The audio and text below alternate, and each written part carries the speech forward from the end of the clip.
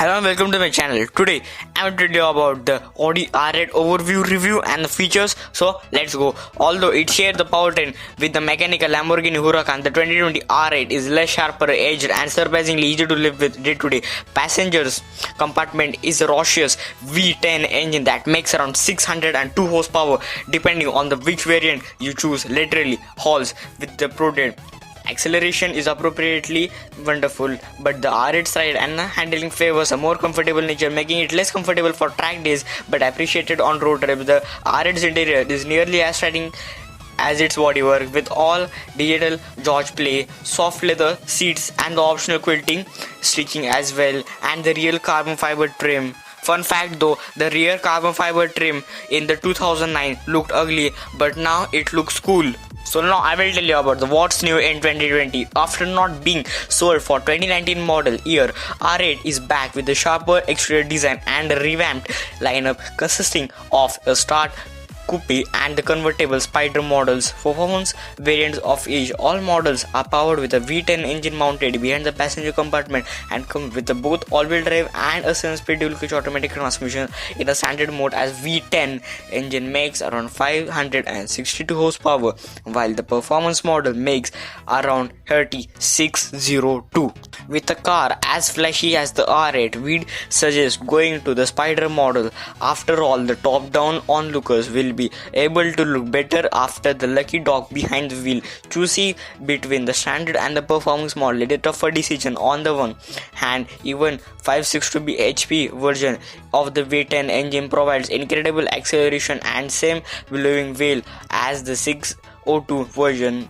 On the other hand, rolling up with the next cars and coffee event is the ultimate. R8 might feel just that little bit more awesome. So now let's talk about the engine, transmission and the performance. The R8's V10 engine is offered in that's both potent enough to knock out the wind out unsuspecting passengers and both capable searing your eardrums with other wording accelerations. The R8's 7-speed dual-clutch automatic isn't exactly the smoothest gearbox, and occasionally it downshifts too abruptly and perhaps too deeply, causing the neck snapping acceleration followed by an almost immediate upshift and higher gear. The R8 base comes with standard adaptive suspension, with performance mode are fitted with the more aggressively fixed damper setup, more soak-up bumps, and admirably provide comfortable ride that you could tolerate without fatigue on the long trip. The R8's supple nature comes with a drawback. However, the full track model simply doesn't handle a corner as comfortably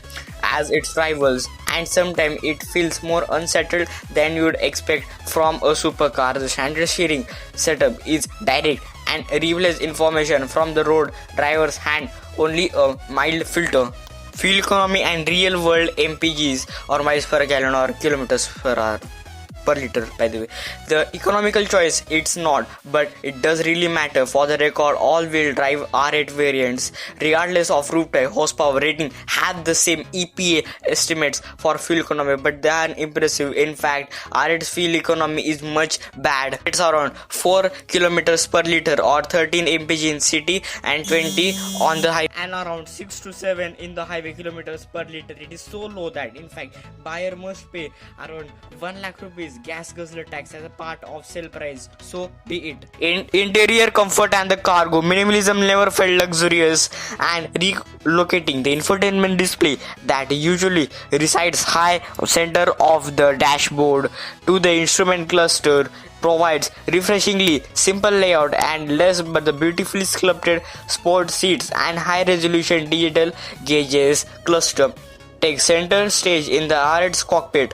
Audi allows quite a bit of customization when it comes to the interior colors and textures. Black, grey, brown and red leather are offered in the either flat or the quilted pattern and with either matching or contrasting stitches. Overall, it's a beautifully executed cockpit with easy to reach control, including the sleek features such as the ignition button located on the steering wheel. No one buys the supercar for its practicality. The R8 doesn't buck some segment trend by offering a real cargo capacity. In our testing, the R8 provided a space for just one of our carry-on suitcase, so pack light. Now let's get to the infotainment and the connectivity. The excellent virtual cockpit gauges cluster does a double duty, displaying both instrumental and MMI information system, infotainment system, and it feels futuristic here. It does its Audi other cars such as the A4 and the Audi TT, the two-door coupe, small coupe car. High resolution navigation is standard and the system can be controlled by a voice command, steering wheel mounted controls and a click wheel on the center console. On board 4G LTE Wi-Fi hotspot is also standard. Apple CarPlay and Android Auto capabilities are too.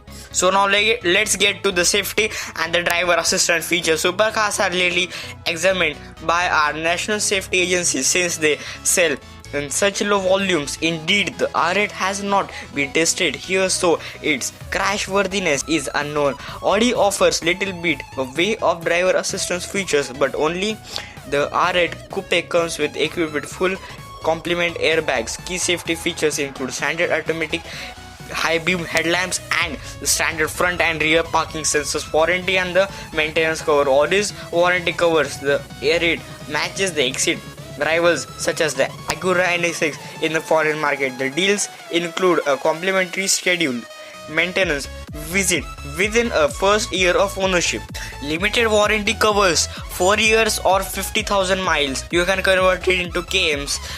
Powertrain and warranty covers in around 4 years or 50,000 miles. Complimentary maintenance is covered for 1 year or 10,000 miles. So let's get to the last question, which is the price. The pricing of this car is going to start from 2.7 crore rupees. That's a very big thing, considering that in foreign market it's around 1.5 crore, double the price in India, just because of CPU taxes and the import duties. So I want to make a very big request here. Do not get off your house and maintain a safe distance from the people around you because of this corona pandemic. This is Sathak from Auto by Sathak, and हमारी अगली video Hindi में होने वाली है, so stay tuned.